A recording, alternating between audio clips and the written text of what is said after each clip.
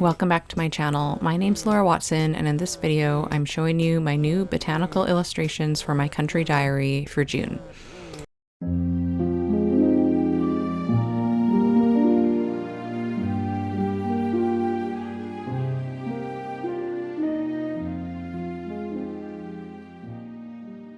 Here's my country diary flipped through for June. You can see that I have finally created a title page, and I did take my sketchbook apart from the spiral binding mentioned in the last update video, so I just have it held together with this ring. You can hear my baby in the background. He will not go to sleep. It's almost 9 p.m. and he's far past his bedtime, so I'm just filming anyway as he rolls around on my bed, hopefully going to sleep.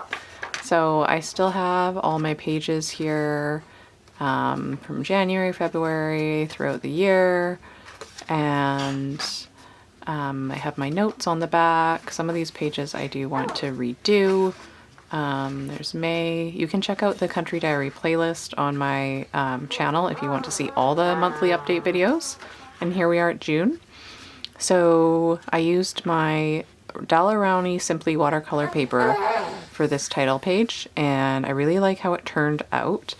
That's one of the reasons I took the spiral binding sketchbook apart, so I could try adding in different types of paper, because I get a different painting effect with different papers. For smaller wildflowers, I really like the Daler-Rowney paper. It's quite smooth, even for cold pressed. And so I have wild bellflower, wild geranium, and buttercup. And I really like how it absorbs color and then lets the rest of the color sort of flow around the page, and you get these really light, dark contrasts without too much effort, which really does make your painting look more beautiful. And here's a little bit of the footage showing you how I painted the buttercup leaves.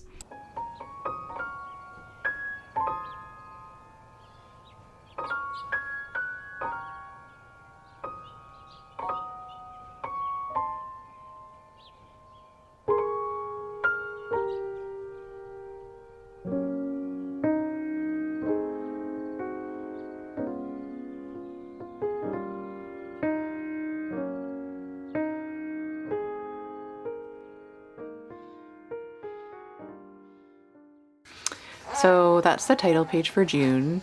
So here is my next page, the yellow pond lily, and I have a common and Latin name at the front or top of the page, and this is more like a botanical style study with a sort of focus right on one of the flowers and leaves, and then I have in ink some of the little parts, a cross section of the center of the flower, and then some other sectioned out parts of a dissected flower center, and then I've just used a little bit of shading in watercolor to go around those ink drawings. I really like this style that I sort of started in May.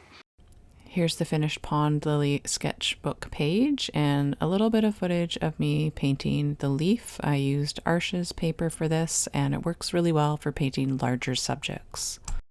Here's more of a loose study because things change so fast in the summer, and sometimes I just want to expressively paint what I see in beautiful clusters of leaves and flowers everywhere, which is what's happening right now. I can see actually I haven't erased the pencil, which I'll do just right now. So this is blackberry blossoms and rushes, and this is sort of my looser botanical tangle style. So I will add a few more pages like this into my country diary, maybe go back and add some as well. I'm not sure, but I do like the mix of both because it's more realistic of what I can achieve and not have time, unfortunately, to do all the paintings this style. And some people actually prefer this style, so I think it's nice to have a mix. And if you look at Edith Holden's country diary book, you'll see some of her style illustrations have looser illustrations in the background and then more formal ones as well. So this is my next page. This is a foxglove, and I've been wanting to try a foxglove. This is the newest Daler-Rowney paper I have, because the Simply watercolor paper, that line, it just doesn't seem to be available anymore. So this is pretty similar, I'd say, but I still prefer the Simply. It's unfortunate that they seem to have discontinued it. Used to be able to get it at Walmart really inexpensive. So with a taller flower, sometimes it's hard because to fit the whole thing on the page, it seems like you have to squish it down and make it really small. So one of the options for botanical painters is to just chop it in half, and then you still, obviously this is not actual size, but then I can have a bit more of the flower, and then this is like a cross section of the inside of the flower in ink, again just with some of the shading color I've used in the painting around the drawing, and I'm really liking that. So this is Foxglove Digitalis Purpura. And then this was a drawing of the yellow flag lily, which I wrote about a lot in my notes. It's still in bloom right now in July, so I think I'll add this into my July illustrations just because I did not get time to paint it, and I wanted to just show you realistically that sometimes you lay things out and you run out of time. So it's already July 7th, so yeah, this is something that I'll have laid out ready to go once I get my title page done. And that concludes my June tour. I guess other thing I was really wanting to do were sort of another looser study like this of the wild rose, because it seemed like it was a very short wild rose season, I think because they went into peak bloom. He's so loud. Peak bloom, and then we got a bunch of rain, so I think it sort of washed them all away quicker than usual. So I might add that in later, and if I do, I'll show you in my July update. But that is my update for now, and if you, again, want to see more about all the other months, then check out the Country Diary playlist of all the videos, which I'll link in the description below.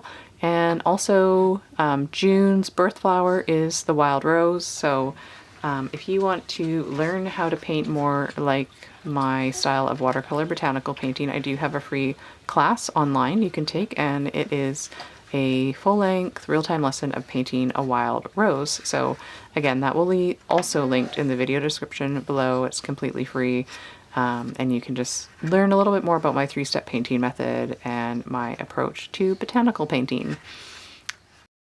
Thank you so much for watching this video to the end. I hope you enjoyed it, and please subscribe to my channel for more videos like this.